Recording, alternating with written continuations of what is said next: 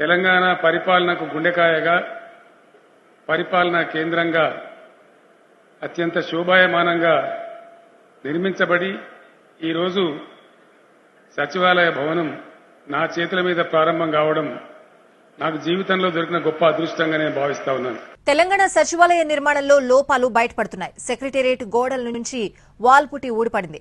కానీ ఇంత పెద్ద సెక్రటేరియట్ సో వందల కోట్లు పెట్టి నిర్మించినటువంటి ఈ సెక్రటేరియట్ కి సంబంధించి ఈ పార్టీషన్ కూలిపోవడం, అది కింద పడడం అనేది